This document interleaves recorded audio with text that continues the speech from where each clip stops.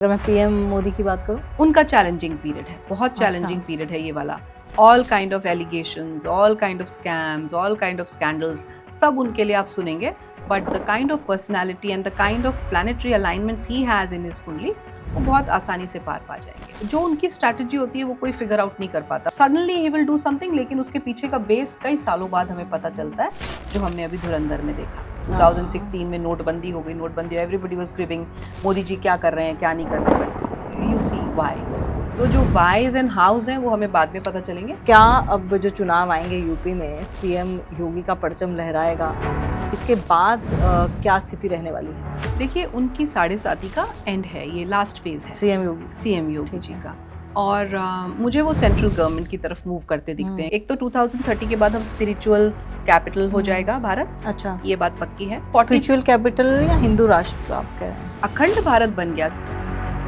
Most important planet is Jupiter and it's a slow moving planet. ये 1 साल रहेंगे और वो भी अपनी उच्च की राशि में रहेंगे। बहुत घातक सिचुएशंस भी आएंगी। और ये कब हो रहा है ट्रांजिट? जून में? 2 जून को हो रहा है, 2 जून 2026 को हो रहा है। मुझे ऐसा लगता है times ahead are not very good. ये कहा गया था कि जब कलयुग में इस तरीके से नक्षत्र ग्रह होंगे तो प्रकोप तो होगा। अगर मैं गोल्ड की तरफ जाऊं तो गोल्ड प्राइस में भी कहीं ना कहीं करेक्शन देखने को मिलेगा? अभी करेक्शंस देखने को मिलेंगे आपको जून से पहले पहले, लेकिन उसके बाद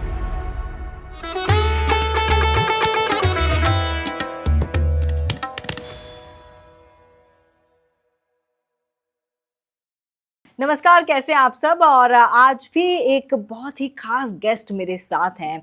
और अगर आपको चिंता हो रही है कि यार ये भविष्य में क्या होगा या फिर पूरी दुनिया में ये जो चल रही हैं चीज़ें उसका क्या होगा, तो आज मैं आपको पूरी पूरी तरह से बता सकती हूँ, आश्वस्त कर सकती हूँ कि आज जो मेरी गेस्ट हैं उनकी ऑलरेडी प्रिडिक्शन सच हुई हैं। और आज भी वो ऐसी चीज़ें प्रिडिक्ट करने वाली हैं जिसको सुन के हो सकता है आपको शौक लगे या फिर आप शौक हो जाएं।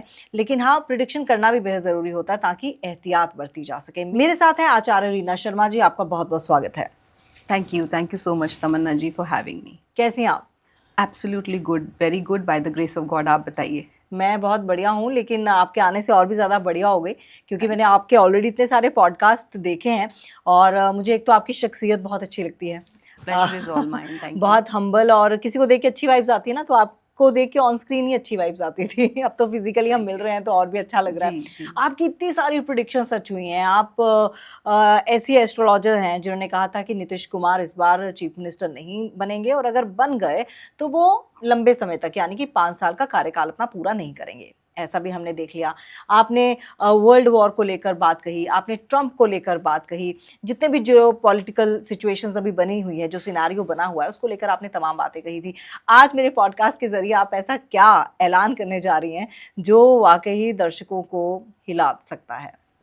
देखिए, पहली चीज़ तो जो आपने कहा मेरी प्रिडिक्शंस सही हो गई, ये सब भगवान की कृपा है। और मैं बस इतना बोलूँगी कि आई एम जस्ट द मीडियम जिनको भगवान चुनते हैं, जिनके मुंह से ऐसा कहलवाते हैं और माँ सरस्वती का उस समय जीवा पे वास होता है, तो ऐसा हो जाता है। साइंस तो है ये, और बहुत कैलकुलेटिव साइंस है, लेकिन उसके साथ साथ एक इंट्यूशन जो होता है, जो इंट्यूटिवनेस है, जो उस समय निकलता है जब आप कोई कुंडली पढ़ रहे हैं या देख रहे हैं, उसकी वजह से शायद प्रिडिक्शंस सच होती हैं। So this is my humble gratitude to God because of which it happened.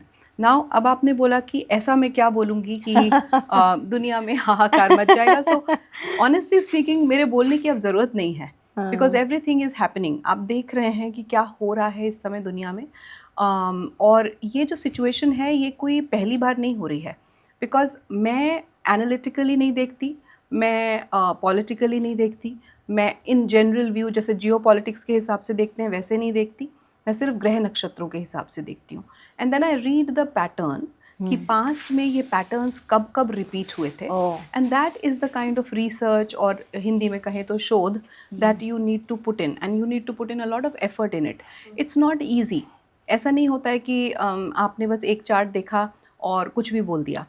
पहली चीज़, आपको नेशन कंट्रीज़ के चार्ट्स, उनके डेटा पब्लिक प्लेटफॉर्म से मिलते हैं, मिनिस्टर्स के, सेलिब्रिटीज़ के, सबके जो डेटा है वो आपको एक पब्लिक डोमेन से मिलता है। उनकी authenticity, how true they are, उस पे बहुत मैटर करता है आपकी जो प्रिडिक्शन निकल रही है आपके मुंह से। दूसरा जो ये जो दूसरा पार्ट है कि नेशन का जो चार्ट बनाते हैं वो थोड़ा फिर भी मैं ऑथेंटिक कहूँगी, क्योंकि वो फाउंडेशन कुंडली होता है, फाउंडेशन डे की कुंडली है।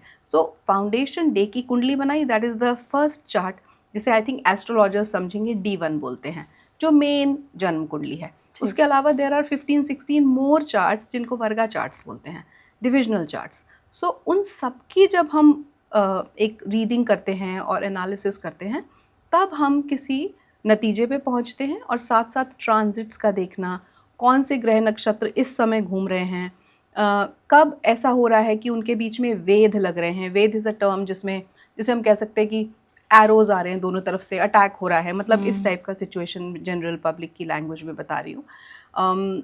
और ये मेलेफिक प्लैनेट्स के बीच में होता है, जो नेगेटिव प्लैनेट्स होते हैं।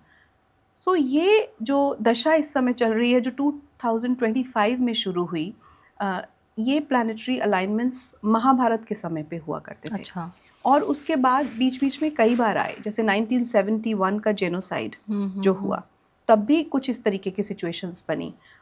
जब आप वेस्ट की बात करते हैं, जब बर्लिन वॉल गिरी, so you just have to catch those events and you have to read उस समय कौन से नक्षत्र एक्टिव थे, कौन से ग्रह एक्टिव थे। और अगर आप उनको बार बार एक पैटर्न में देखते हो कि तब भी इसी प्रकार का कुछ था, उसके इतने साल बाद भी, उसके उतने साल बाद भी, so then you can figure out कि हाँ, ये पैटर्न्स रिपीट होते हैं। तो इस वजह से अब जो आगे आने वाला समय है उसमें भी कुछ ऐसा घट सकता है। अभी आने वाले समय में कोई बड़ा ग्रह ट्रांजिट हो रहा है? जुपिटर ट्रांजिट कर रहे हैं इस साल। Actually there are only 3 planets which are moving, जिसमें से राहु केतु बिल्कुल एंड में है। राहु केतु 5 दिसंबर 2026 को है, so almost the whole year is over. So main अगर मैं बोलूँ तो mainly most important planet is Jupiter, and it's a slow moving planet. ये 1 साल रहेंगे और वो भी अपनी उच्च की राशि में रहेंगे। So most powerful and most benefic placement for Jupiter, इसमें कोई दो राय नहीं है। लेकिन ये जुपिटर जलीय राशि में आ रहे हैं, जलीय राशि और कालपुरुष की कुंडली में 4th house, which is cancer और कर्क। And 4th house means public sentiment, 4th house means nurturingness, 4th house means, और साथ में कैंसर भी, so care, public welfare, social welfare, इस तरीके की चीज़ें। और वहाँ जुपिटर आके बैठ रहे हैं, सो बहुत कुछ अच्छा अच्छा होगा। बट क्योंकि इस जुपिटर का ट्राइन से कनेक्शन भृगुनंदी नाड़ी के लिए हिसाब से जब हम देखते हैं, तो शनि से भी बन रहा है और मंगल भी उसको मीट करेंगे, आगे जाके मिलेंगे ट्रांजिट में, तो बहुत घातक सिचुएशंस भी आएंगी। और ये कब हो रहा है ट्रांजिट? जून में? 2 जून को हो रहा है, 2 जून 2026 को हो रहा है। और तब ये कैंसर में जाएंगे, और जैसे ही वहाँ जाएंगे तो मीन राशि में बैठे शनि, जो इस समय उत्तर भाद्रपद नक्षत्र में है, उनका कनेक्शन डायरेक्ट जुपिटर से बनेगा। सो शनि और Jupiter both are very slow moving planets, लेकिन जुपिटर अतिचारी हैं, सो बहुत फास्ट फॉरवर्ड मूवमेंट में इस समय चल रहे हैं। और शनि एक मेलेफिक प्लैनेट है, और जिस नक्षत्र में है वो नक्षत्र मुझे याद दिलाता है कि now Shani is moving towards the last नक्षत्र। ये 26 नक्षत्र है उत्तर भाद्रपदा। इसके बाद 27वें नक्षत्र में जाएंगे, जो रेवती है। और जब रेवती से वो अश्विनी में जाएंगे, जब वो राशि परिवर्तन करेंगे, अपने नीच की राशि में जाएंगे मिड 2027 में, उसके बाद जो कुछ अभी हो रहा है 2026 में, because 2026 is the foundation year, ये एक फाउंडेशन ईयर है, टर्निंग पॉइंट है इन द होल सिनारियो। इसको अभी हम समझ नहीं पा रहे हैं कि किस तरीके से सिचुएशंस विल अनफोल्ड, किस तरीके से situations will turn out to B.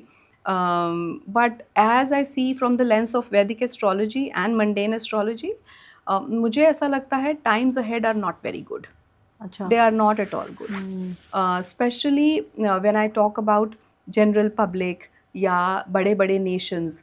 देखिए इसको तमन्ना जी मैं ऐसे समझाऊंगी कि 60 साल का एक संवत्सर साइकिल होता है, और उस 60 साल को फिर एक एस्ट्रोलॉजर 3 पार्ट्स में डिवाइड करता है। सो जो थर्ड पार्ट है विच इज़ 20 ईयर्स, 20 साल का थर्ड पार्ट, वो स्टार्ट हुआ था 2020 में जब कोविड आया था। सो वो वाला वर्ष जब कोविड से शुरू हुआ, वो साइकिल कोविड से शुरू हुआ, so you can well imagine जब शुरुआत ऐसी थी तो अंत कैसा होगा। सो 2020 to 2040 is the time period when we will see major things happening, major changes happening. We all are hearing कि भाई global shift हो रहा है, power shift हो रहा है, but how is it happening? और कब होगा, कैसे होगा, कौन कौन से countries पे असर आएगा, उसके लिए then there's a tool called kurma चक्र एंड सर्वतोभद्र चक्र, जो कि मेदिनी में, मंडेन एस्ट्रोलॉजी में बताता है कि कौन से डायरेक्शन में, कौन से जोन में ये चीज़ें घटेंगी. बिकॉज अगर हम अभी एक मैप की बात करते हैं कि नक्शे बदल रहे हैं, दुनिया नॉर्मली बोल देती है नक्शे बदल रहे हैं.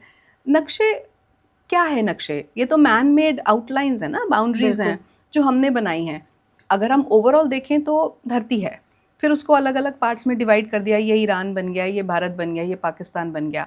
So when I talk about any country, मैं देखती हूँ कि कुर्मा चक्र पे कौन सा डायरेक्शन और जोन इम्पैक्ट हो रहा है, इफेक्ट हो रहा है. और ये जो संवत्सर साइकिल है, इसके साथ कहीं ना कहीं हम इसको कोरिलेट करते हैं and then we figure out कि अब क्या होगा.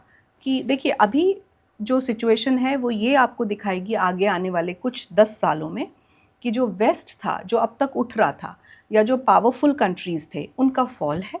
Slowly and gradually they will be falling, powerful nations and their economies. और जो एक ग्लोबल साउथ है या अंडर डेवलप्ड कंट्रीज़ हैं, जैसे फॉर एग्जांपल अफ्रीका ले लो. इंडिया तो खैर बहुत डेवलप अभी हो गया पिछले 10-11 साल में, but Africa and other countries which are in the south global, ये सारे ऊपर जाते दिखेंगे आपको. ये सब ऊपर जाएंगे. So the east is rising and the west is falling. That's the pattern that I see. But the movement or the change is so slow कि ये इतना धीमी स्पीड से हो रहा है कि हमें पता नहीं लग रहा है कि बदलाव हो रहा है. हाँ. लेकिन बदलाव हो रहा है, और बदलाव उस हद तक हो रहा है कि जो हम कार्डिनल्स देखते हैं कंपस में, वो कंपस के कार्डिनल्स भी बदलेंगे. पोलैरिटी चेंज हो रही है. आज जो साउथ है मे बी वो कल को साउथ नहीं दिखे. और अगर मैं सिर्फ भारत के कॉन्टेक्स्ट में बात करूं, क्या आप ये बता सकती हैं मुझे कि हर महीने, अगर मैं महीनों की बात करूं, क्या कुछ गतिविधियां होने वाली हैं भारत के कॉन्टेक्स्ट में? अगर जैसे जून में ट्रांजिट हो रहा है, तो अगर मैं जून से जुलाई की बात करूं तो कुछ बड़ा होने वाला है? देखिए इस समय जो 2 अप्रैल को मंगल का मूवमेंट हुआ है, मंगल हैज़ जस्ट मेट सैटर्न. 2 अप्रैल को शनि को मिले हैं और मीन राशि में मिले हैं. वहाँ ऑलरेडी एक विस्फोटक योग बन चुका है. सो ये वाला जो पीरियड है जब हम आज बात कर रहे हैं, this is a very very vulnerable period. ये उस तरीके का एक समय चल रहा है जहाँ आप बहुत सारे एक वॉरफेयर जैसा सिचुएशन देखेंगे, लेकिन ज़रूरी नहीं है कि वो काइनेटिक एक्शन हो, ज़रूरी नहीं है. And why do I say that? Because आजकल जो वॉरफेयर्स हैं वो बहुत अलग तरीके से जीते जा रहे हैं. अब it's not boots on the ground वाला सिचुएशन की हाथी घोड़े आएंगे तभी लड़ाई होगी, ऐसा नहीं है. अब तो AI और टेक्नोलॉजी सब कुछ डिजिटल हो रहा है, और उसके बेसिस पे लड़ाइयाँ होंगी. और वॉर्स के भी तरीके बदल गए हैं. पहले वॉर, युद्ध मतलब एक महाभारत जैसा युद्ध, लेकिन अब you have narrative Wars, you have different types of wars, cyber security wars, then you have economy wars, so many things are happening. उस तरीके से अगर आप देखें तो, लेकिन सभी सिचुएशन ये बताती है कि बहुत मुश्किल समय है सबके लिए, सबके लिए. The economy is crashing in the west. अगर वेस्ट में क्रैश हो रहा है और बदलाव आ रहा है, सो अगर मैं बिगर होराइजन पे बोलूँ तो every change which is inevitable is painful. Painful है. कभी भी आप कुछ बदलाव लाएंगे किसी चीज़ में तो पेन होगा. आप घर भी शिफ्ट करते हैं तो it's a restless situation for all of us. So यही अभी भी हो रहा है. Lot of shift happening. बहुत सारे एस्ट्रोलॉजर्स हैं जो ये प्रिडिक्ट कर रहे हैं कि अभी भी कुछ बड़ा एयर क्रैश हो सकता है. एयर क्रैश की संभावना आपको लग रही है? देखिए एयर स्ट्राइक्स जैसी सिचुएशन तो बहुत है. वाई? बिकॉज केतु और शनि और राहु और मंगल का कनेक्शन है. जब केतु की बात करते हैं तो हम ऊंचाई की बात करते हैं, हाइट की बात करते हैं. मंगल आ गया, वहाँ फायर और अग्रेशन आ गया. राहु इज हिडन चीज़ें, मतलब छिपे हुई कुछ चीज़ें, और साथ में शनि और नेपच्यून भी हैं बैठे. तो छिपी हुई चीज़ें होंगी, छिपे हुए एक्ट्स होंगे, but they will lead to strikes. The air strikes can be कि फ्लाइट क्रैश हो रही हैं, ऊपर जो प्लेन्स उड़ रहे हैं उनमें एक्सीडेंट्स या क्रैशेस जैसा.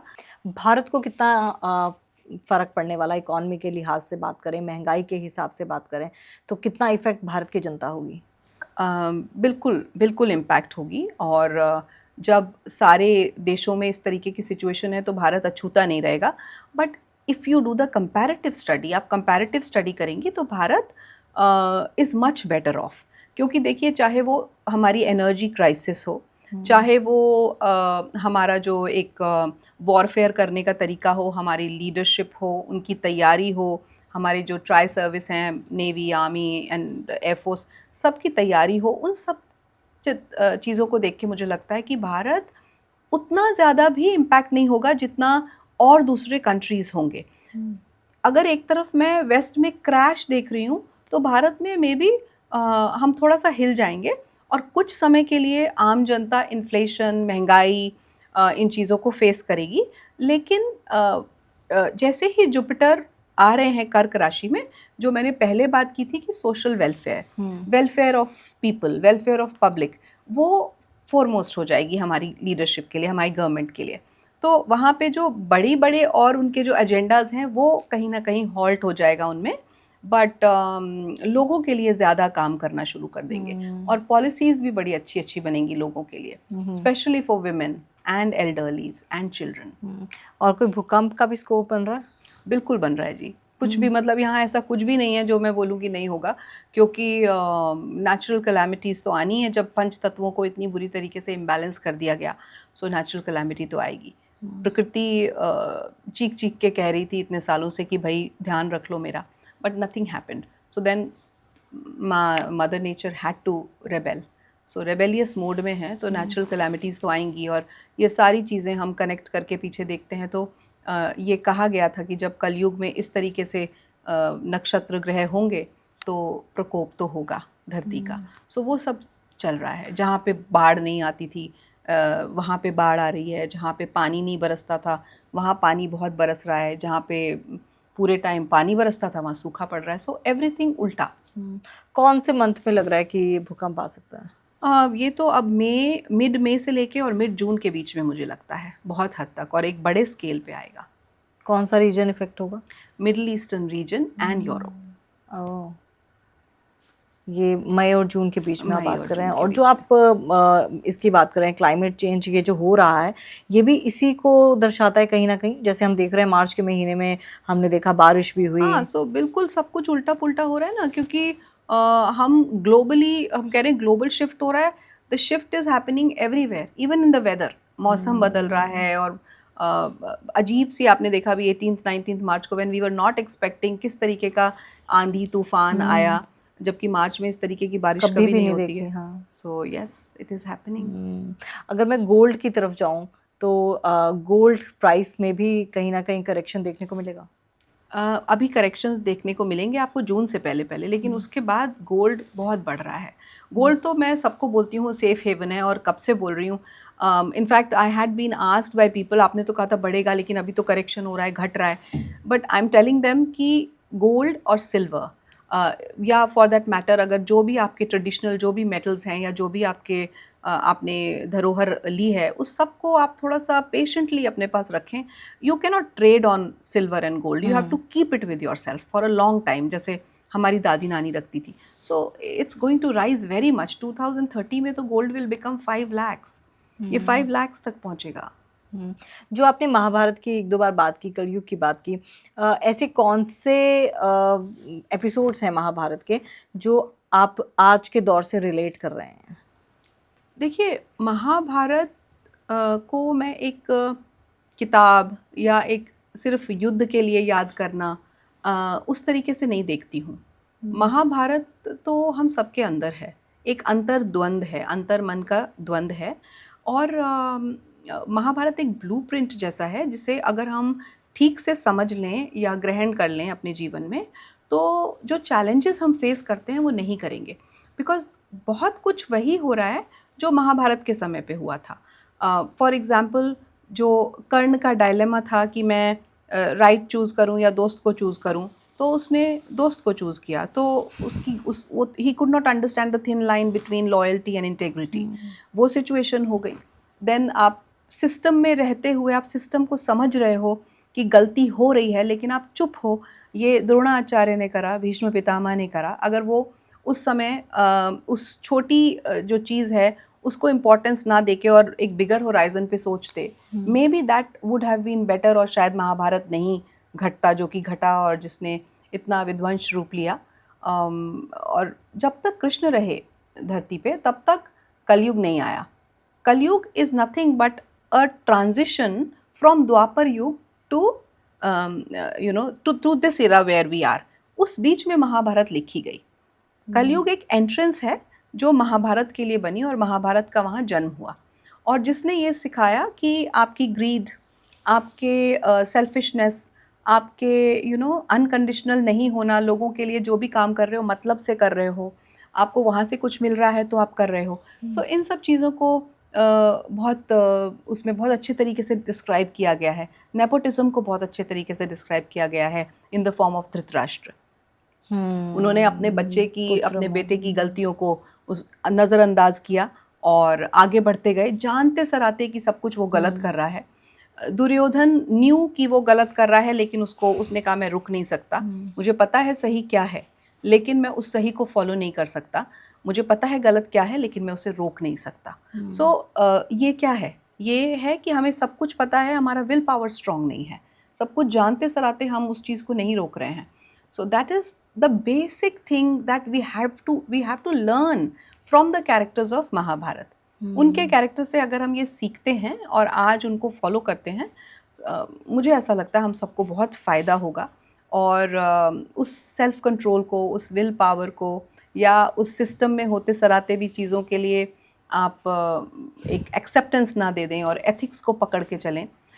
ऐसी दुनिया में जहाँ सब कुछ अनएथिकल हो रहा है और धर्म ख़त्म होता जा रहा है, अधर्म बढ़ता जा रहा है, पाखंड बढ़ता जा रहा है, एंड ऑल दीज थिंग्स जो कि बोला गया था, जब महाभारत में ये लिखा है कि जब पाखंड बढ़ेगा, जब लोग अल्पायु होने लगेंगे, मतलब जो आपकी लॉन्जेविटी है इंसानों की वो कम होने लगेगी, या आपका जो एक, धर्म से मेरा मतलब यहाँ रिलीजन बिल्कुल नहीं है, धर्म से मेरा मतलब है आपका अपना पर्सनल धर्म क्या है, एज अ सन आपका धर्म क्या है, एज अ फादर आपका धर्म क्या है। धृतराष्ट्र का धर्म क्या था? अपने बेटे को सही डायरेक्शन देना, वो नहीं दे पाया, सो उसने अपना धर्म नहीं निभाया। सो ये चीज़ें जब होने लगेंगी और जब आपको लगेगा कि झूठ की दुनिया आ गई है, सब फेक होता जा रहा है, रिश्ते जो हैं वो सिर्फ शहरी बचे हैं, अब वो दिल वाला कोई रिश्ता नहीं बचा, तो आप समझिए आप कलयुग में बैठे हैं।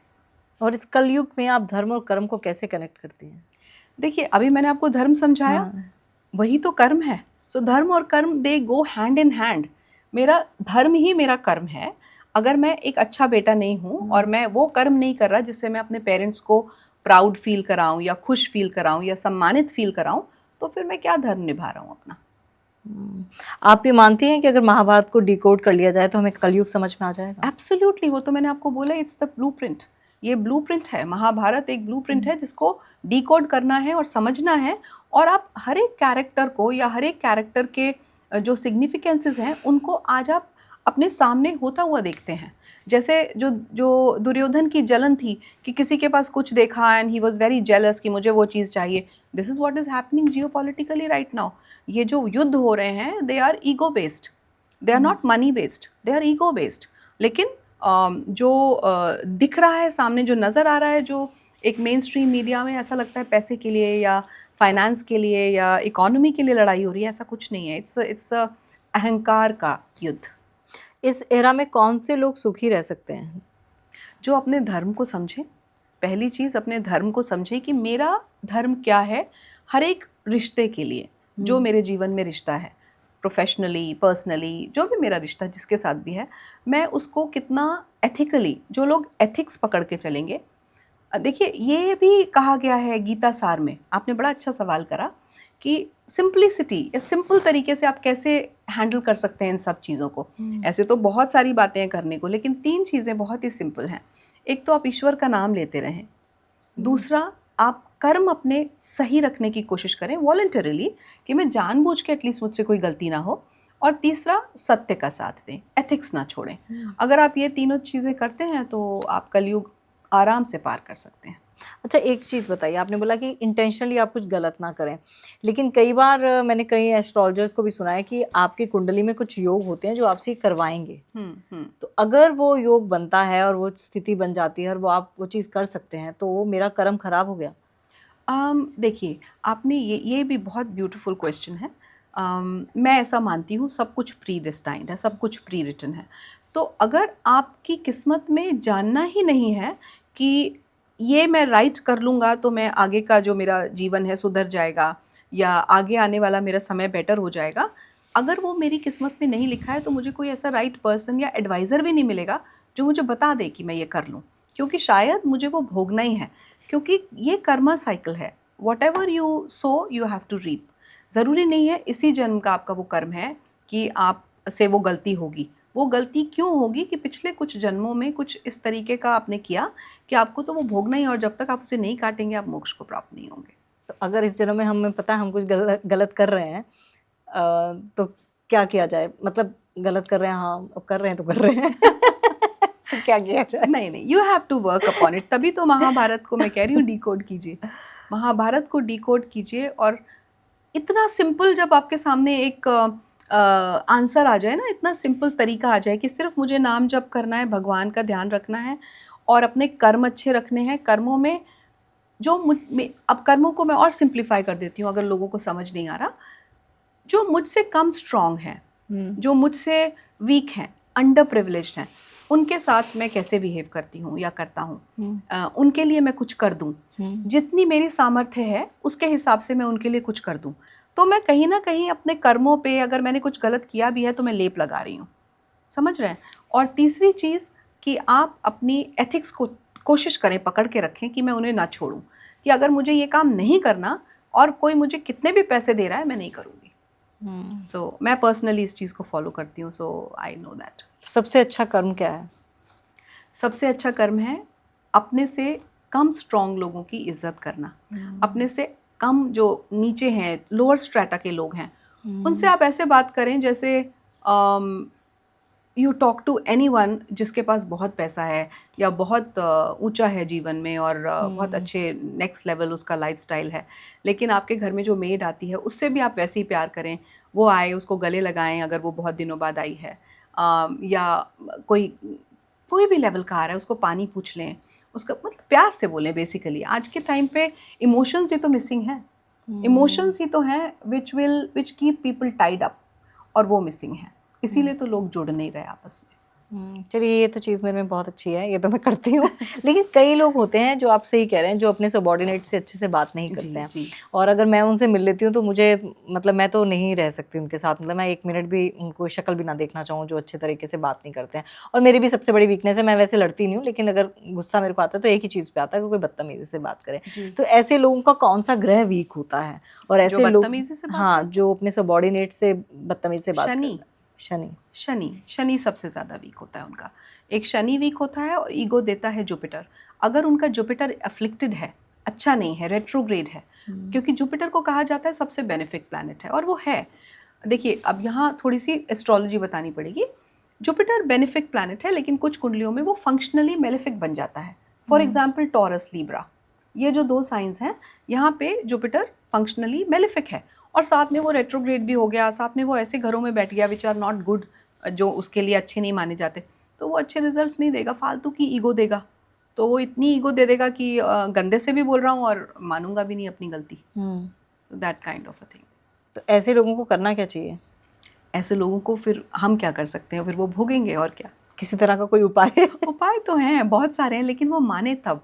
देखिए, सबसे बड़ा उपाय ऐसे लोगों के लिए है कि उनको जितना हो सके अंडर प्रिविलेज लोगों के लिए काम करने चाहिए। सेवा और दान, ये 2 चीज़ें, डोनेशन एंड जितना आप सेवा शारीरिक रूप से दें चाहे पैसे से दें, वो करें।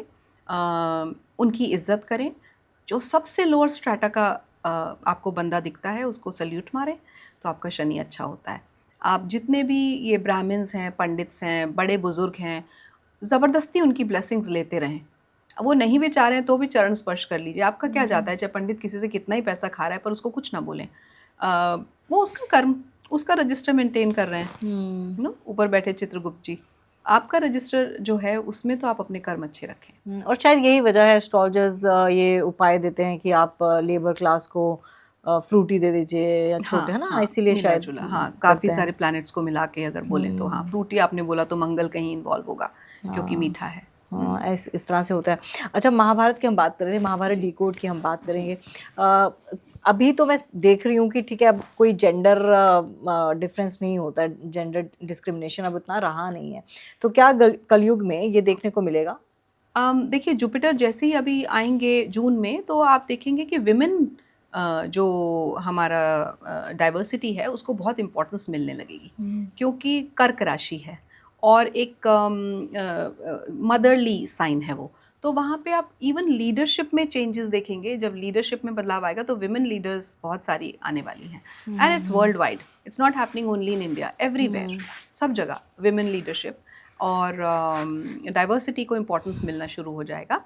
इवन इन ईरान जो वहाँ का जो इंटरनल सिविल वॉर या कन्फ्लिक्ट शुरू हुआ था वो विमेन से ही हुआ था, लेडीज़ औरतों ने ही शुरू किया था। हाँ। सो वहाँ आपको अभी जून के बाद बड़ी स्ट्रॉन्ग अच्छी पॉलिसीज़ बनती हुई दिखेंगी, भारत में भी in fact, for women welfare, for you know small children, elderly people. आपको ये दिखेगा कि बहुत नर्चरिंग हो रही है पूरी दुनिया, उस तरफ जा रही है। और जब भी जुपिटर उच्च की राशि में आते हैं, कर्क में आते हैं, तो बहुत जद्दोजहद के बाद और पिछले जो 2-3 साल से चल रहा होता है, 4-5 साल से धर्म जो है वो एक तरीके से उसका नाटक हो रहा होता है और अधर्म में परिवर्तित हो रहा होता है, वो वापस से अपने परंपराओं से और ट्रेडिशन से जुड़ना शुरू हो जाएगा। So this is the time, as I said, turning point है 2026, जब हम अपने जड़ों की तरफ जा रहे हैं, हमने शुरुआत कर दी है, इट्स द अच्छा, बिगिनिंग।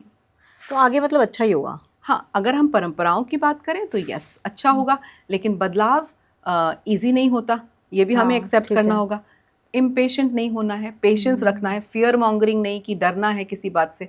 डरना किसी बात से नहीं है, because whatever has to happen, you can't change it, I can't change it, I am just a reader not a writer, even if I am an astrologer. मैं हमेशा ये बोलती हूँ। So which means accept the situation और अपनी तरफ से जो whatever you can do, आपका कितना कर्तव्य है, आप अपना कितना बिट दे सकते हैं उतना दें। एंड जितना आपका सामर्थ्य है, मैं नहीं बोलती हूँ कि आप किसी से compete करें कि वो इतना कर रहा है तो मैं इतना करूँ, जितना आपका सामर्थ्य है आप करें, जितना कर सकते हैं अपने से लोअर स्ट्रेटा के लोगों के लिए। अगर मैं पॉलिटिकली बात करूं तो सीएम योगी को लेकर आजकल बहुत सारी चीज़ें चल रही हैं। जी। कई लोग कह रहे हैं कि उनको नीचे किया जा रहा है क्योंकि डर है शायद पार्टी को कि वो ज़्यादा फेमस ना हो जाए या फिर क्योंकि लोग चाहते हैं कि वो पीएम बने। तो क्या अब जो चुनाव आएंगे यूपी में सीएम योगी का परचम लहराएगा? ये तो मुझे लग रहा है होगा ही, लेकिन इसके बाद क्या स्थिति रहने वाली है देखिए उनकी 7.5 का एंड है, ये लास्ट फेज है सीएम योगी का? सीएम योगी ठीक जी है। का। और मुझे वो सेंट्रल गवर्नमेंट की तरफ मूव करते दिखते हैं क्योंकि वो मुझे नेक्स्ट पेडेस्टल पे मूव करते दिखते हैं, what ever is next, may be central government नहीं लेकिन कुछ ऐसा कि वो जिस लेवल पे हैं उससे एक लेवल ऊपर जा रहे हैं, क्योंकि उनके सितारे बड़े बुलंद हैं। ऑल्दो चैलेंजिंग पीरियड रहा उनका 7.5 ही था ऑब्वियसली, बट आम भाषा में बोलते हैं कि 7.5 जाते जाते कुछ देकर जाती है। सो इट लुक्स लाइक उनका तो ब्राइट है फ्यूचर। और अगर मैं पीएम मोदी की बात करूं? उनका चैलेंजिंग पीरियड है, बहुत चैलेंजिंग पीरियड है ये वाला।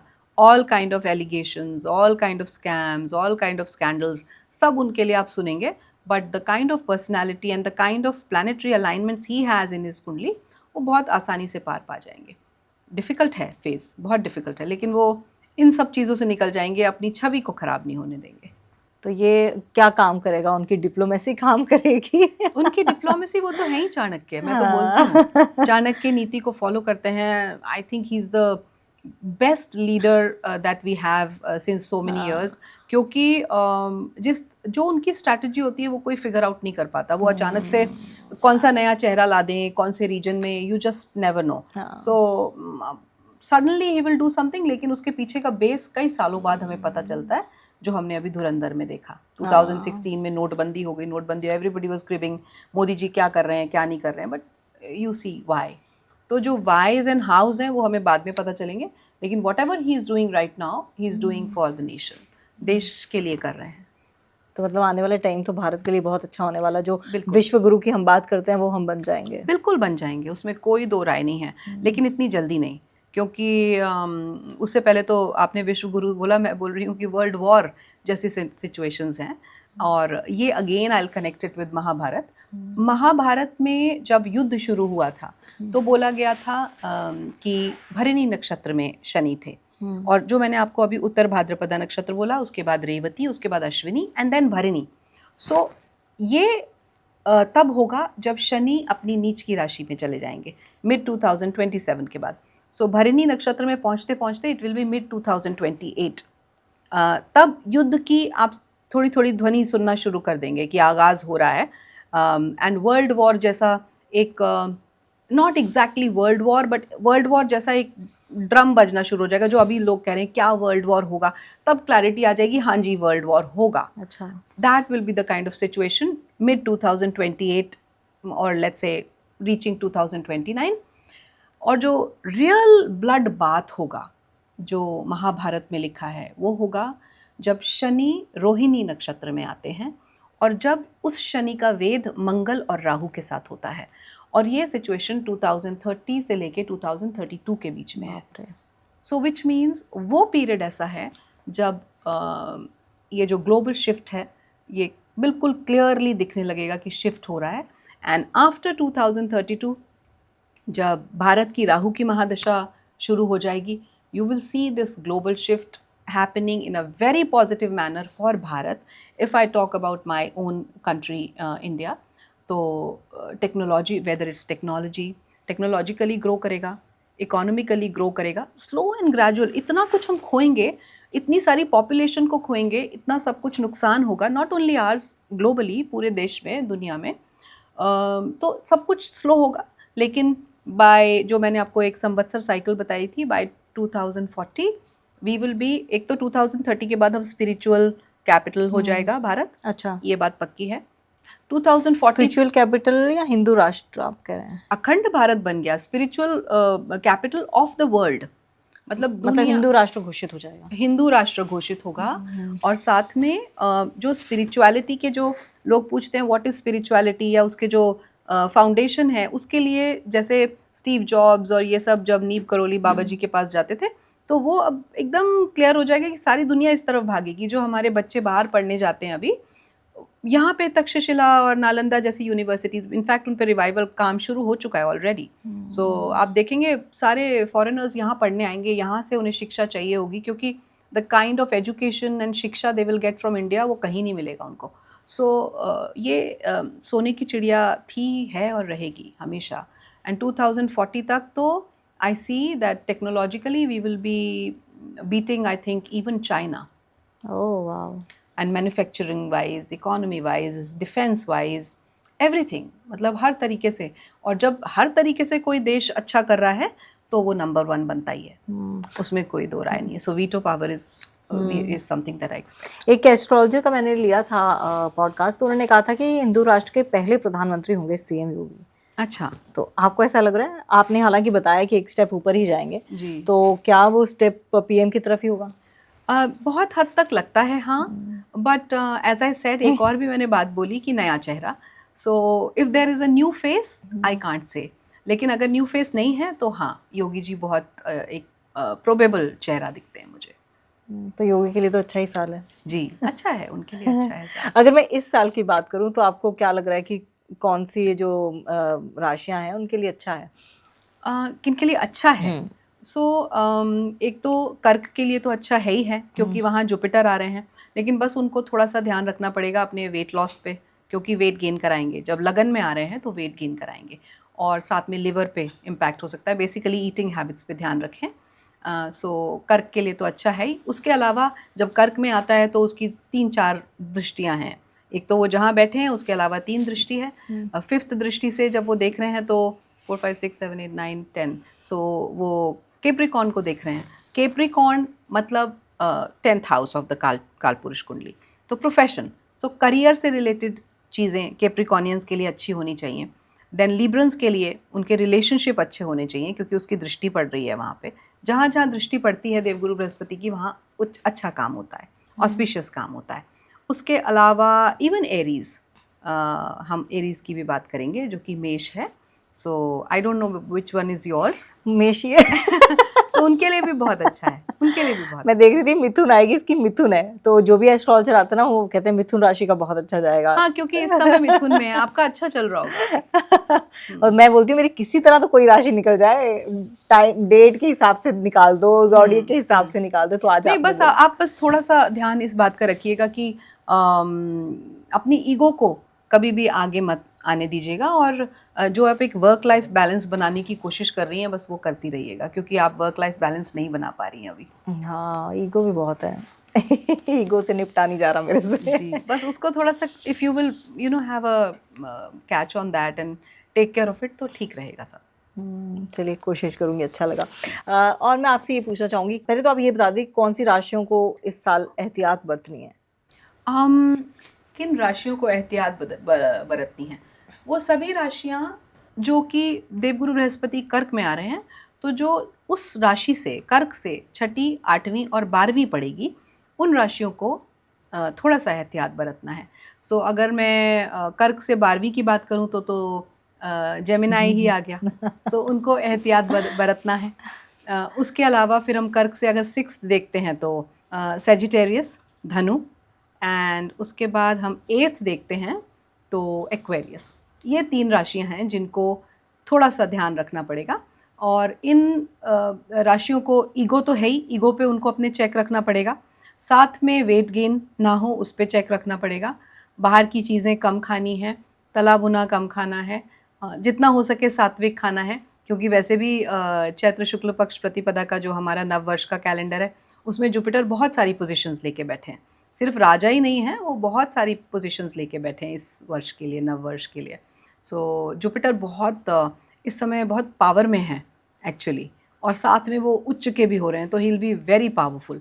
तो क्या होता है, आप ओवर कॉन्फिडेंट हो जाते हैं, ओवर ऑप्टिमिस्टिक हो जाते हैं. सो इन जनरल जिन भी राशियों का मैंने नाम लिया कि जो एडवर्सली इम्पैक्ट हो सकती हैं, वो अपने को थोड़ा सा कॉन्फिडेंस को चेक में रखें. ओवर कॉन्फिडेंट ना हो जाए, अरे मैं तो कर ही लूँगा, ऐसा तो हो ही जाएगा, ज़रूरी नहीं है. सो वो ध्यान रखना है. कोई आप सपोज़ आप किसी को ट्रेन कर रहे हैं, किसी को ऑफिस में या कहीं आपको कुछ बताना है, तो you be very careful. Over optimistic मत हो जाइए कि सारे टिप्स दे दिए, टिप्स ऑफ द ट्रेड दे दिया, कुछ अपने पास भी रखिए बचा के. Because when Jupiter is very nice, very good, तो वो ओवर इमोशनल हो जाता है, सब कुछ निकाल के रख देता है, दान कर देता है सब कुछ. सो वैसा भी नहीं होना है. Strike a balance. जो आप कह रही हैं कि वेट गेन कैसे हो सकता है प्लैनेट से? जुपिटर वेट गेन देता है. जुपिटर एक स्थूल ग्रह है, स्थूल है, और अगर हम उसको, हमें जब पढ़ाया जाता है ज्योतिष में, तो उसको एक ऐसा हम पर्सोनीफाई करते हैं, हर प्लैनेट को पर्सोनीफाई करते हैं. सो जुपिटर को जब पर्सोनीफाई करते हैं तो ऐसा बोलते हैं एक ऐसा ग्रह है जिसका पेट बहुत मोटा है, बड़ा है, स्थूल है, हिलता नहीं है, मूव नहीं करता है.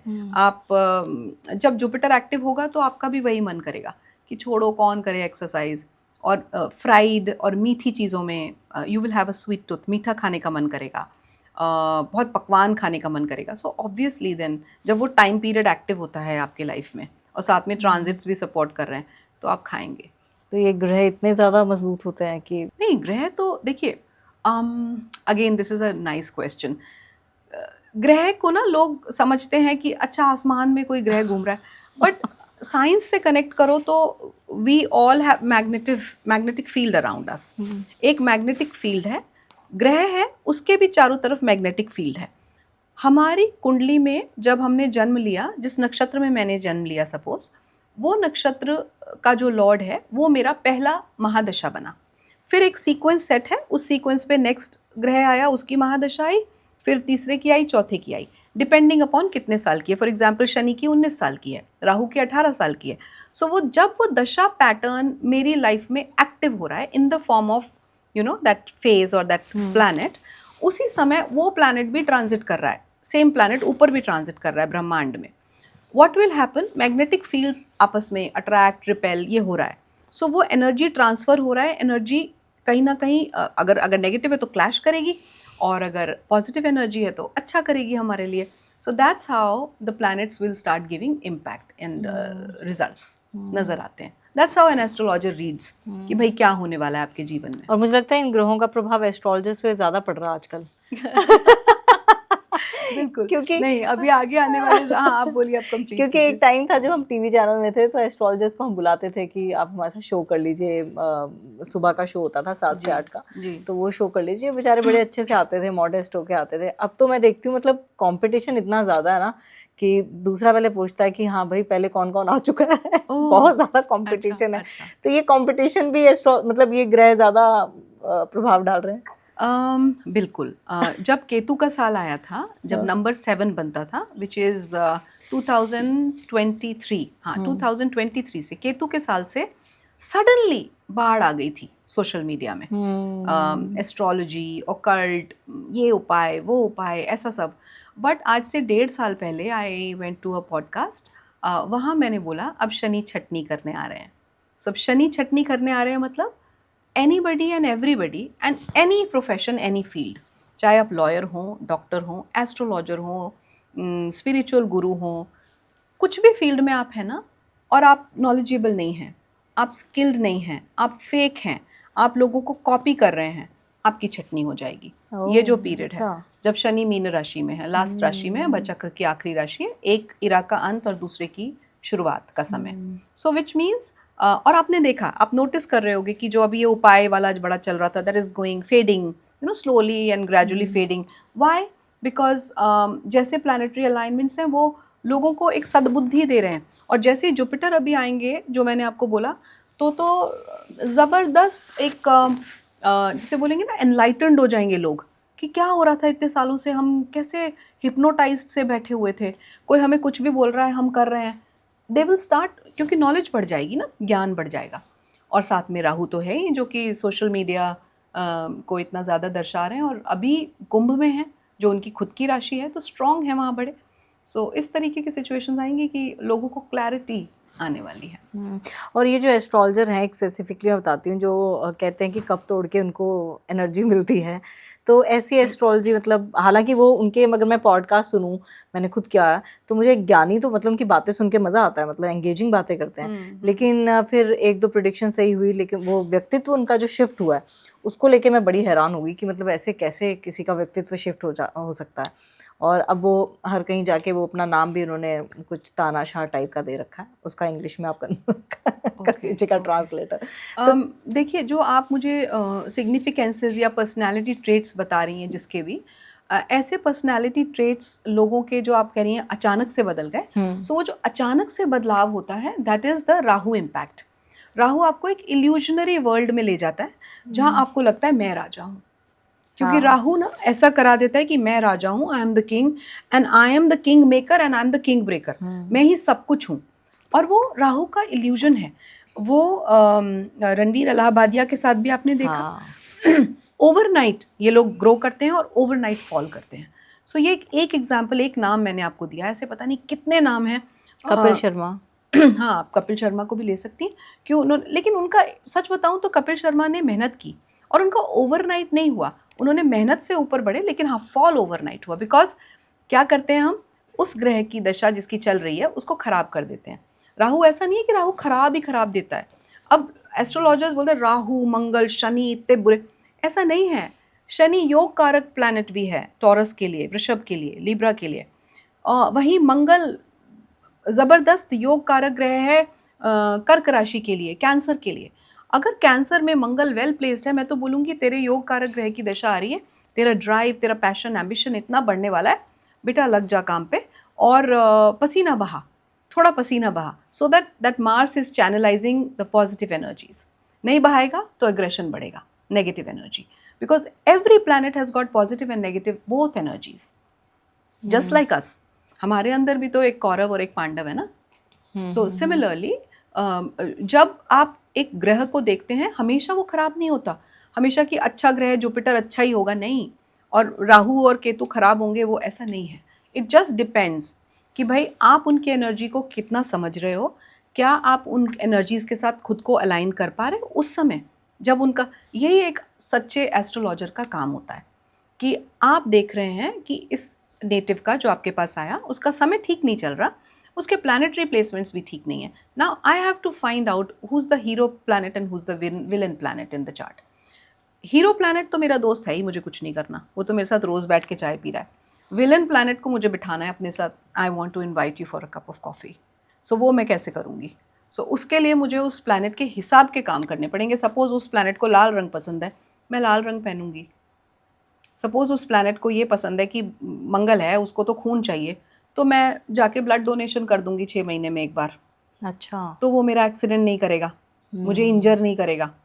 शनि है, वो कह रहा है कि भाई डिसिप्लिन में आ जाओ, और मैं तो 10 11 बजे तक सो रही हूँ. So how will that Shani give me anything? मुझे उठना पड़ेगा, और डिसिप्लिन के लिए सुबह का अलार्म नहीं लगाना, रात का लगाना है. कहते हैं 9:30. 4 बजे का टाइम सबसे अच्छा होता है उठने के लिए ना, ब्रह्म मुहूर्त. हाँ, ब्रह्म मुहूर्त बेस्ट होता है. और मैं तो ये भी कहती हूँ कि जो जल्दी उठते हैं और रेगुलर बेसिस पे जल्दी उठते हैं, वो अपने सारे ग्रहों को अलाइन कर लेते हैं. बिकॉज वो ब्रह्म बेला, ब्रह्म मुहूर्त ऐसा होता है जब all the planets and all, जैसे ब्रह्मांड एक बड़े ही सॉफ्ट जोन में होता है, और आप कनेक्ट कर पाते हैं डायरेक्टली उस सुपर पावर से. मैं इसको ऐसे एक्सप्लेन करती हूँ कि एस्ट्रोलॉजी एक एस्ट्रल वर्ल्ड है यहाँ पे. फिर आता है जिसे हम मैनिफेस्टेशन बोलते हैं, वो थोड़ा सा इसके ऊपर गया. And then the super boss, that is when you get spiritual and when you connect with the universe. वो स्पिरिचुअलिटी है. और स्पिरिचुअलिटी को कभी भी रिलीजियस, इसको रिचुअलिस्टिक मत समझें कि भाई मुझे रोज जोत पूजा करनी पाठ है करना, और मुझे हाँ. मंदिर जाना है. I don't mean that, and I am not saying जो कर रहे हैं वो गलत कर रहे हैं, नहीं, ठीक है. वो अपनी जगह सही कर रहे हैं. बट मेरा सिर्फ इतना कहना है कि अच्छे कर्म, ब्रह्म मुहूर्त में उठना और भगवान से कनेक्टेड फील करने के लिए आपको कुछ ज़्यादा करने की ज़रूरत नहीं है. सिर्फ थोड़ा सा ये जो राहु जो मेनिया आया है उससे थोड़ा बाहर निकलें, जो सारे टाइम हम स्क्रॉल करते हैं, और गैजेट्स के बिना खुद के साथ समय बिताएं. बिकॉज अहम ब्रह्मास्मि, मेरे अंदर तो ब्रह्म है, लेकिन मैं उसके साथ बैठती नहीं, टाइम ही नहीं स्पेंड करती. सो कैसे होगा? एक टाइम होता है, पता नहीं 3 4 मिनट का कहते हैं, वो बड़ा सही होता है. 3:45 या 40 ऐसे कुछ. हाँ, मतलब एक कहते हैं जो आज की भाषा में कि पोर्टल ओपन होता है हाँ एक हाँ हाँ, यूनिवर्स 3 मिनट का, पता नहीं 4 मिनट ये का. तो खैर पोर्टल वोटल तो मैं आई डोंट मैं नहीं मानती. लेकिन हाँ, ब्रह्म मुहूर्त में वो समय आता है तो आप जब कैसे कनेक्ट कर सकते हैं? मैं आपको सच बताऊं तो मतलब अब इतने सारे पॉडकास्ट कर चुके हैं ना, तो कहते हैं ना कि आपके माइंड में जब कोई फीड करता रहता है तो आप वो चीज़ करने लग पड़ते हो. करने लगते तो मैंने भी उठना शुरू किया था 4 बजे. वैसे भी मैं मतलब उठ जाती हूँ, ऐसी बात नहीं, लेकिन 4 बजे उठना शुरू किया था. लेकिन उसके बाद कुछ चीज़ें ऐसी हुई थी कि मैं नहीं उठ पाई. वर्क लाइफ बैलेंस बिगड़ा है. हाँ, मतलब आप रात को सो भी लेट रहे हो किसी वजह मैंने से. आपसे अभी थोड़ी देर पहले क्या कहा, सुबह का अलार्म नहीं लगाना है, रात का लगाना है. अगर आप सोना. रात का 9 बजे का अलार्म लगाते हैं तो आप वो 9 बजे का अलार्म एकदम सोने के लिए नहीं लगा रहे हैं. आप ये लगा रहे हैं कि मेरा रिमाइंडर, मुझे अब नाइट रूटीन करना है. क्या नाइट रूटीन करना है? May be skin routine, may be मुझे बादाम सोक करने हैं, मुझे कुछ सीड्स सोक करने हैं, मुझे कल के लिए कुछ देखना है किचन में, मे बी मुझे कुछ रिमाइंडर्स लगाने हैं. वो सब कुछ मैं 9 से 10 के बीच में कर लूँ, और 10 बजे I should hit my bed so that मैं 10:30 सो जाऊँ. ऑटोमेटिकली मेरी आँख खुल जाएगी सुबह. मुझे सुबह के अलार्म की ज़रूरत ही नहीं है. If I am not sleeping in time, कभी वर्क लाइफ बैलेंस ठीक नहीं होगा, कभी भी आप डिसिप्लिन में नहीं आएंगे, और शनि हमेशा खराब रहेंगे. और 4 बजे उठ के आप जैसे कह रहे हैं कि मैं भी मेडिटेशन की, मैंने जितने दिन भी उठी, तो कैसे, मतलब मुझे 2-3 दिन जो भी मैंने किया, मुझे कनेक्शन फील नहीं हुआ. नहीं हुआ ना, बिकॉज मेडिटेशन लोग बहुत, अब मैं क्या बोलूँ, मेरे हिसाब से मेडिटेशन जो मुझे समझ में आया, क्योंकि जो आप बोल रही हैं सेम मेरे साथ होता था जब मैं गाइडेड मेडिटेशन करती थी. I will be very honest कि किसी ने बोला आंख बंद करो, आपको सफ़ेद लाइट नज़र आएगी, नीली लाइट नज़र आएगी, ऐसा कुछ होता नहीं है. आप शून्य में चले जाइए, आपको कोई थॉट्स नहीं आने चाहिए. How is it possible? आपको थॉट्स सिर्फ 2 अवस्थाओं में नहीं आ सकते हैं, या तो आप बेहोश हो, या तो फिर आप you are no more. The best meditation is only that. In fact मैंने तो एक छोटा सा वीडियो भी बनाया था जो मैंने इंस्टाग्राम पे डाला है, परमाक्ष एस्ट्रोलॉजी में, जिसमें आई एम टेलिंग कि मेडिटेशन वो इतनी सी सिंपल चीज़ है कि एक ग्रीन टी का कप लेके आप अपने झूले में बैठे हैं, सिर्फ अपने साथ समय बिता रहे हैं, जो थॉट्स आ रहे हैं जा रहे हैं उनको आप वॉच कर रहे हैं. That is meditation. आप सुबह जब उठें, आप कुछ मत करें, सिर्फ बालकनी में या कोई एक पर्टिकुलर कॉर्नर अपने घर में जो आपको सबसे ज़्यादा शांत करता है. वास्तु के हिसाब से नॉर्थ वेस्ट होता है वैसे घर का. सो नॉर्थ वेस्ट जोन लें, पकड़ें, और कुछ ना करें, सिर्फ बैठें अपने साथ, सोचें आराम से, यू प्लान योर डे कि मैं अभी ये करना है, वो करना है, वो करना है, वो करना है, नो फोन, नथिंग, कुछ नहीं, किसी से बात नहीं, कोई चाय कॉफ़ी कुछ नहीं उस समय, सिर्फ अपने साथ बिताएं समय। और ऐसा ही कुछ थोड़ा सा with a cup of T और कॉफ़ी शाम को कर लें in the same zone, if you have time, 5 minute 10 minute, that is sufficient, that is meditation. Meditation खुद के साथ समय बिताना है। अगर आप बेड पे उठ के भी बैठ जाते हैं और आप अपने इस तरीके से हाथों को देख लेते हैं और थोड़ा रब करके, ये ट्रेडिशनल मेथड है। देन यू चेक अपने स्वर कौन सा चल रहा है, ये बहुत इंपॉर्टेंट है, पूरा जीवन सुधर जाता है इससे। अगर आप अपने नॉस्ट्रिल्स को चेक करें, कहाँ से स्वर आ रहा है, चंद्र नाड़ी या सूर्य नाड़ी कौन सी एक्टिवेटेड है, वो कदम पहले रखें ज़मीन पे, उस हाथ से पहले धरती को प्रणाम करें और फिर उठें। सो ये छोटी छोटी चीज़ें हैं and I think they will hardly take any time, few seconds only. हम उठते, जब जितना बेड से उठ रहे हैं उतना ही समय लग रहा है, सिर्फ एक प्रोसीजर बदल जाता है, तरीका बदल जाता है। You have to follow a set pattern. जो वही मैं बोलती हूँ कि हम बहुत परंपराओं से दूर होते गए क्योंकि वेस्टर्न कल्चर ने बहुत इन्फ्लुएंस कर दिया हमें। पास्ट जनरेशंस, 1 और 2 जनरेशंस, उसके पहले की जनरेशंस को देखिए, अभी भी दादी नानी ये सब थोड़ा ध्यान रखती हैं एंड वी वंडर कि ये क्या कर रही हैं, but actually this is right. But मुझे लग रहा है अब धीरे धीरे लोग स्विच हो रहे हैं इस तरफ। बिल्कुल बिल्कुल हो रहे हैं, हाँ। This is the time. और अब तो जून के बाद तो और ज़्यादा ये चीज़ होगी। क्योंकि अब हमारी जनरेशन को समझ में आ रही है मेडिटेशन, जबकि मेडिटेशन बहुत पुराना पद्धति है। बिल्कुल, और गया ही देखिए अब जब तक वेस्ट का ठप्पा नहीं लग जाता ना, तब तक लोगों को समझ नहीं आता, हाँ। Whether it's yoga, meditation, astrology, सब कुछ ये सारे हैं, सब सनातन से निकले हैं, हमारे पौराणिक सारे वेदों से निकले हैं। But I think we have started पिछले कुछ बरसों में कि हमें उन्हें डिस्ग्रेस करना शुरू कर दिया और ये क्या करते रहते हैं, ऐसा करके उनको इंसल्ट करना एक तरीके से शुरू कर दिया था। But I think the time has come now, और अब तो जुपिटर एग्जॉल्टेड राशि में आ रहे हैं। I am very hopeful and I am very happy. और यानी कि जो भी आप बातें कह रही हैं, मतलब आपने कहा कि प्लैनेट्स को आप अलाइन करेंगे ताकि जो प्लैनेट आपका दोस्त है वो और भी गहरा दोस्त बन जाए और जो विलन है उसको आप फिगर आउट कर सकें जी। तो ये मान के चलें कि एस्ट्रोलॉजर आपकी किस्मत बदल सकते हैं? नहीं, किस्मत बदल नहीं सकते, किस्मत को हल्का सा मॉडिफाई कर सकते हैं। और आप, इनफैक्ट इसको मैं दूसरे तरीके से बोलती हूँ when I talk to my clients, किस्मत किसी की नहीं बदल सकती मैं, लेकिन मैं आपके पर्सपेक्टिव को बदल सकती हूँ, how you perceive, because Mahabharat is all about your state of mind. आपका स्टेट ऑफ माइंड क्या है, दैट इज़ द ब्लूप्रिंट ना, कि आपके स्टेट ऑफ माइंड को अगर मैंने बदल दिया कि ये सिचुएशन ऐसे आएगी and you are mentally prepared कि ऐसा होगा, लेकिन ये कर लो तो थोड़ा कम घटेगा, डिग्री वाइज कम होगा। फॉर एग्जाम्पल, बड़ा एक्सीडेंट नहीं होगा, एक कट लग के रह जाएगा, या यू नो कि आप का बहुत मेजर आपका नुकसान होना था, जॉब लॉस होना था, जॉब लॉस नहीं होगा, मे बी डिपार्टमेंट चेंज हो जाएगा। सो कुछ तो होगा, ये नहीं है कि वो घटना घटेगी नहीं, घटना तो घटेगी, whatever is written has to happen, लेकिन उसका डिग्री कम हो जाएगा and you are mentally prepared कि वो होना है। फॉर एग्जाम्पल, मुझे दिख ही रहा है कि जॉब लॉस है ही, तो मैं बोलूँगी भाई जो नौकरी मिले ले लेना। रीज़न बीइंग कि शनि वर्किंग क्लास को सपोर्ट करते हैं, तो अगर तुम ऐसा करोगे, ईगो में रहोगे कि नहीं नहीं मैं तो अपने ही लेवल का जॉब लूँगा, तो फिर तुम्हें बरसों बरसों बैठना पड़ेगा। हाँ, तुम्हें जो मिले अपना लो प्रोफाइल करके ले लेना, then I can promise you कि 6 महीने में अच्छी नौकरी मिल जाएगी, बिकॉज शनि को आपने सेटिस्फाई कर दिया, उसकी ईगो को। बिल्कुल, क्योंकि शनि जो है वो न्यायप्रिय है न्यायप्रिय है और वर्किंग क्लास के साथ है, तो आपने ईगो नहीं रखी, आपको लोअर लेवल भी मिला, आपने ले लिया। और जो लोग लेट सोते हैं उनके साथ शनि कभी प्रसन्न नहीं हो सकते। In fact Rahu fully activated, Rahu तो रात को जगता है और वो फुल एक्टिव हो जाएगा, और जब राहु एक्टिव होता है तो बहुत गड़बड़ होती है। आप इल्यूजनरी वर्ल्ड में रहते हैं, आपको लगता है कि मैं सब कुछ हूँ, और जबकि ऐसा होता नहीं है, और फिर वो समय ऐसा आता है कि वो उठापटक होती है बहुत जीवन में। कई लोग मेरे आसपास घूम रहे हैं ऐसे चेहरे घूम रहे हैं। हाँ, अच्छा चलिए, अब समय भी समाप्त हो रहा है। 5 आप मानती हैं ये angel numbers? No, honestly no. या फिर मैं इनमें ज़्यादा गई नहीं। इनफैक्ट मैं बहुत न्यूमरोलॉजी में भी नहीं मानती हूँ, बेसिक है बस कि हाँ ये प्लैनेट का ये नंबर है, बस that's it. I don't go into, because numerology तो is just a minuscule part of astrology, है ही नहीं वो कुछ, एक्चुअली नया नया आया है। बिल्कुल। मुझे लगा 5-5 आया तो खत्म करना चाहिए कि नहीं करना चाहिए। as you wish if you believe in it. चलिए जाते जाते कुछ ऐसा प्रिडिक्शन आप बता दीजिए जो आप करना चाहें, हमारे मेरे दर्शकों को बताना चाहें, और कोई ऐसी परामर्श उपाय जो पूरा साल ठीक ठाक रहे।